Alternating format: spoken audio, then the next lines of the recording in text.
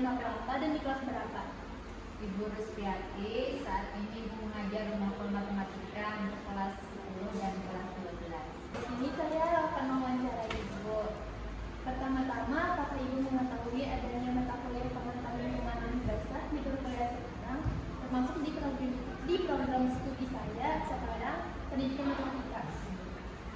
Ibu baru mengetahuinya belakangan ini saja, sekitar 1 tahun terakhir ini, dari mahasiswa yang juga kuliah di prodi matematika Unwan. Oke. Selanjutnya, apakah di SMA 1 Sungai Pandan ini terdapat lahan basah? Mungkin ada kayak lahan-lahan yang tergenang air di sekolah, atau misalnya kayak lahan basah buatan seperti kolam. Ada ya, di sini ada kolam di dekat musala, kemudian ada juga ya tanah-tanah yang memang di bagian belakang itu sering tergenang air. Oke. Yang ketiga, apakah Ibu pernah menemui nih soal matematika yang berhubungan dengan lahan basah? Mungkin kayak di SMA, bukan di SMA sini, bisa saja di SMP, SD yang pernah Ibu temui. Jarang ya untuk soal matematika yang berhubungan dengan lahan basah secara langsung ya, kecuali mungkin soal cerita yang ada konteksnya dengan lahan basah, misalnya menghitung panjang kolam, lebar atau luasnya gitu saja. Terus bagaimana nih pendapat Ibu jika siswa itu diajak belajar di luar sekolah seperti lahan basah untuk mengamati langsung lingkungan sambil belajar matematika? Untuk pembelajaran di luar kelas,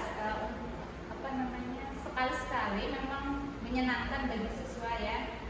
Jadi melihat langsung berbeda mereka dengan di kelas. Jadi mereka bisa mengamati misalnya seperti tadi menghitung luas kolam, misalnya mereka langsung bisa melihat keadaan nyatanya ya, dibandingkan mereka diceritakan di dalam kelas saja.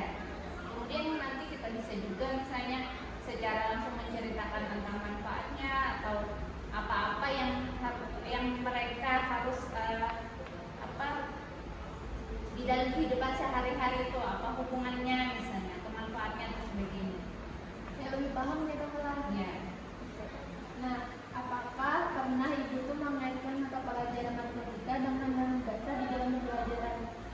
Untuk pembelajaran dalam matematika yang berkaitan dengan lahan basah biasanya itu materi statistika, misalnya tentang data curah hujan di daerah lahan basah, sekaligus misalnya menghitung rata-ratanya.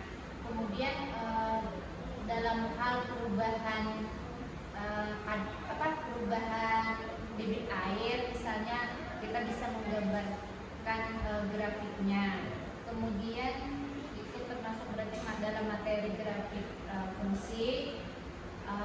Bisa juga dalam materi pengoptimalan